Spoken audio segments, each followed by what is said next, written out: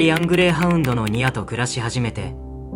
117週間が経ちました。正直に白状しましょう。飼い主、実は深刻な正月病にかかっています。お正月が終わって2週間以上経つのにまだ本調子じゃないんですよね。というのも2026年の仕事始めは久しぶりに早朝出勤がなく、本当にのんびりできた年末年始でした。1週間以上24時間ずっとニアとべったり、片時も離れず過ごした反動で、ニアと半日離れるだけでも寂しくて重度の板グレーゾン症を併発しているんです。ニアは甘えん坊だななんて言ってますけど、完全に逆でしたね。甘えているのは間違いなく飼い主の方です。でもこの症状は医学的にもソーシャルジェットラグ、社会的時差ボケっていうちゃんとした理由があるそうなんです。脳と自律神経が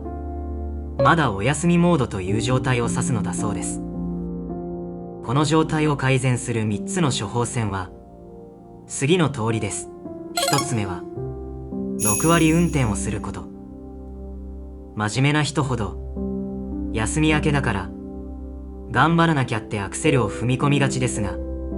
それが一番の得です。本調子じゃない今はできる限りタスクを細かく設定して来たメールだけを打ち返す、入り資料を2ページ分作るといった具合に低いハードルを設定して少しずつエンジンをかけていくことが大事です。エンジンが温まっていないのにいきなり発進するとエンジンそのものがストップするリスクがあるので要注意です。2つ目はセロトニンのチャージ。朝起きたらカーテンを開けてお日様を浴びる。そしてバナナや納豆を食べてリズムよく歩く。これだけで幸せホルモンがじわじわ戻ってきます。そして3つ目、これが最強の特効薬、ニア療法です。抗不安薬にも匹敵すると言われる我が家の最終兵器、理屈抜きにただニアを撫でて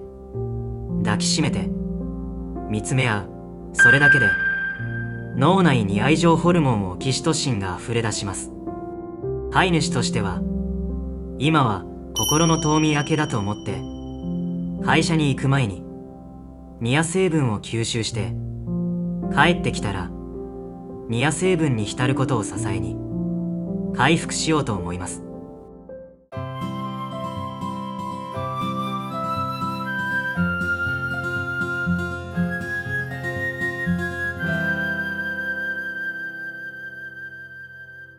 さて、今日は以前からお話ししていたニアの新しい保険選びの進捗報告です。以前ニアの骨折治療非総集編でもお話ししましたが、ニアの骨折治療には手術、入院、通院に約68万円がかかるので、手術は30万円、入院は20万円、通院20万円をカバーできそうな保険を探しました。なんだかそんな都合のいい保険あるのって声が聞こえてきそうです。さらにただ入るだけじゃもったいない。例えばコストコ会員なら限定カラーのバッグがもらえるとか、サイトを経由するだけでポイントがついたりとか、自分の情報を切り売りしてでも少しでもお得な入り口がないか、ネットの海を徹底的にリサーチしました。その結果ついに決定しました。ニアの新しい保険は iPet のうちの子 70% 保証です。一番カバー範囲が広かったのと、旅行などの優待があるのも魅力だったんですが、最終的な決め手は窓口清算ができることでした。またニアが骨折してしまった時、病院の窓口で50万円という金額を提示されたら、正直また動揺してしまうと思うんです。そんな時、その場で保険が適用されて自己負担分だけで済む、この安心感があればニアの治療のことだけを冷静に考えられますよね。ただ、手術は15万円までが上限なので、上限を超えた部分は自分で払う必要はありますが、心の余裕を買うことにしました。今月、2026年1月に申し込めば、面積期間を経て、保証がスタートするのは2026年3月から、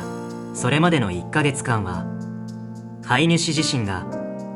ニアの最強の保険となって、怪我なし、病気なし、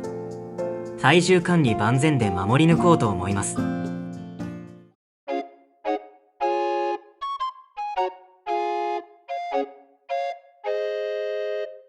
突然ですが、皆さん、トーチのワンコを呼ぶとき、気づいたら謎のあだ名で呼んでしまっていること、ありませんか？実は、我が家でも、ニアのあだ名が増殖中なんです。今日は、ニアの知られざる3つの顔とともに、そのあだ名をご紹介します。エントリーナンバー1番、ニアゾウ。これは、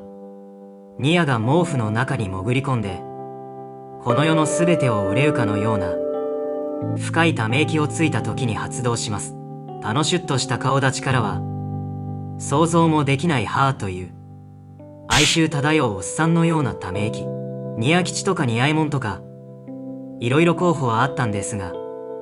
あのおじさん臭さは間違いなくニアゾウでした。我が家で一番飛び交っているのが、この名前です。エントリーナンバー2番、兄さん。これは、キッチンとリビングの間で、食べ物を探して俊敏に動き回る時の呼び名です。普段は穏やかなのに、食べ物が絡むと目が血走り、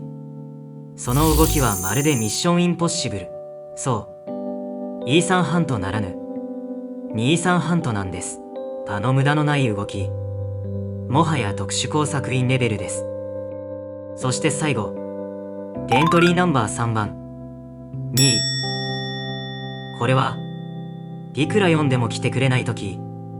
飼い主の心が折れかけたときに出る呼び名です。ニア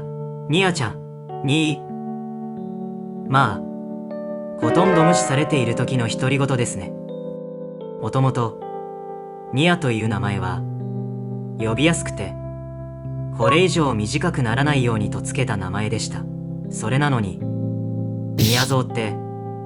完全に長くなってますよね。名は体を表すと言いますが、ニアの場合は、体が変なあだ名を生み出していると言った方が正しいかもしれません。ニア自身が、自分の名前を、ニアゾウだと思い込まないか、ちょっと心配な今日この頃、飼い主としては、ニアゾウの出番を減らしたいんですが、おっさんみたいなため息が止まらない限り、まだまだ、ニアゾウ生活は続きそうです。皆さんは、お家のワンコをどんな変なあだ名で呼んでいますか？ぜひコメント欄で教えてくださいね。今後も、こういう雰囲気で動画を作っていきますので、